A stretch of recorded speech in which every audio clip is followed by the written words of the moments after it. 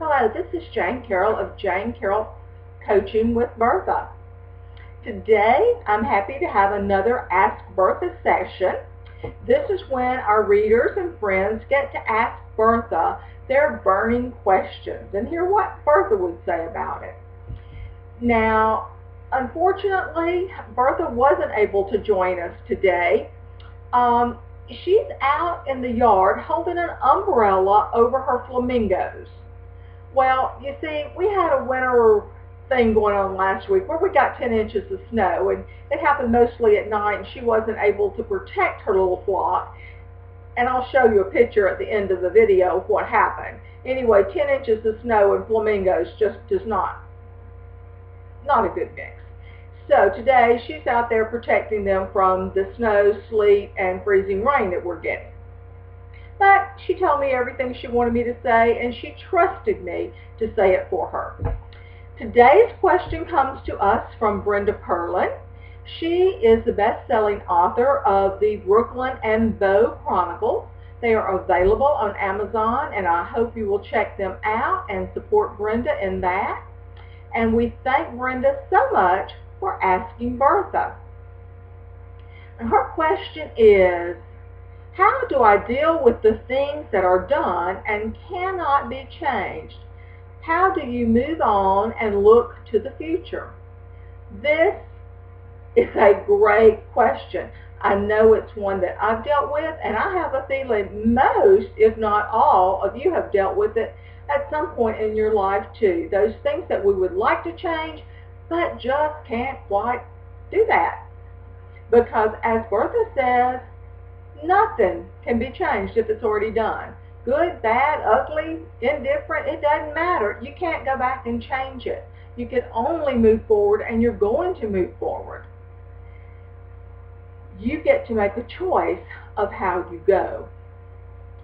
You get to make the choice of how you feel about that event in the past and how you do things in the future. And that choice that you make determines whether or not you embrace your future or you dread your future. The second thing Bertha says is that quite often we put a label of bad on our behavior based on other people's judgments. Now, everyone is coming from their own perspective, and so they may judge what we have done as bad, because maybe they say, I would never have done that. Well, maybe they've never been in the same circumstances we are, or whatever. That doesn't matter. The point is that sometimes what other people judge and then we embrace and internalize as being bad is honestly us living our truth. It's us going within and deciding, this is how I have to proceed with this. And, you know, we're just living our truth. So that's a really important thing, and it's not one that we're going to go into in great detail today. It'll probably be a whole nother topic for a whole nother Ask Bertha. So today we're just going to really touch on how do you make that choice to move on from the unpleasant event to the life that you want to live. And Bertha has 3 tips. The first one is to forgive yourself. Bertha always starts me off with forgiveness, and this is one she's had me practice a lot. It's called Ho'oponopono, H-O-O-P-O-N-O-P-O-N-O, Ho'oponopono, and it is an awesome, awesome technique. It comes from Hawaii, and it's just a forgiveness prayer. Between you and you, doesn't go anywhere else. And it is so simple. It is, I love you. I'm sorry. Please forgive me. Thank you. And you just repeat it over and over again. I love you. I'm sorry. Please forgive me. Thank you. Now, I do it a lot during meditation, during that quiet space, and that's great. but you can do it anywhere. You can do it driving down the road. Just don't close your eyes and get in that meditative state when you do that. But it just works toward forgiving yourself and your part in that situation, whatever it was. The next thing Bertha has me do is to send a blessing to the other person and then back to myself. And that blessing is very simple also. It is simply, I love you. Now, that was the Ho'oponopono.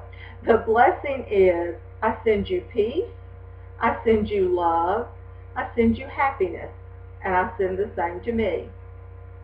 Now, it's very simple. I send you peace, I send you love, I send you happiness, and I send the same to me. Now, some people will say, well, now, why would I want to bless someone that I don't like, or that I hurt, or that hurt me, or whatever? And what Bertha reminds me and them is that when someone is filled with peace, love, and happiness, they're not going to be going out hurting other people. And if you hurt them, they're going to be okay. So this is a wonderful thing to send to anybody, whether they're the ones who hurt you or you're the one who hurt them, or wherever this is coming from, sending peace, love, and happiness. But she always says send it back to yourself so that you're not sending out all the blessings. You're blessing yourself too. You're keeping yourself full, and that's very important.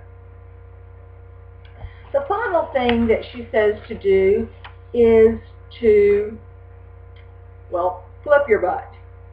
And that is your B-U-T, not your B-U, well, you know what I mean. Okay. When those guilty tapes start running through your head, is just take that tape, that script, add a but, and then add a positive sentence at the end of that. So, for instance, you've got this tape running through, boy, I really screwed up. I just can't believe I was that stupid. I always mess things up. Nobody can trust me. I'm terrible with money, whatever it is. You know, it could be anything. So just take one of those. I really screwed up. So I really screwed up. And that starts playing in your mind. Add but. I'm ready to move on in my life in a positive way. I really screwed up, but I learned so much and I'm ready to go forward. I really screwed up, but I was a different person back then. I really screwed up, but I'm doing so well now. And that just changes that whole attitude that you have about the mistake that you made. So there you have it. 3 steps to moving on from the past. Forgive yourself, bless yourself and others, and flip that butt.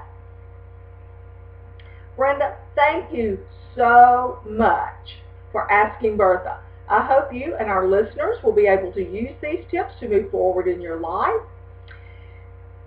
And if anyone wants more help on the topic, Bertha and I are available. Jane Carroll Coaching with Bertha. We would love to talk to you. We love working one-on-one with women. That's just the best thing we could ever do.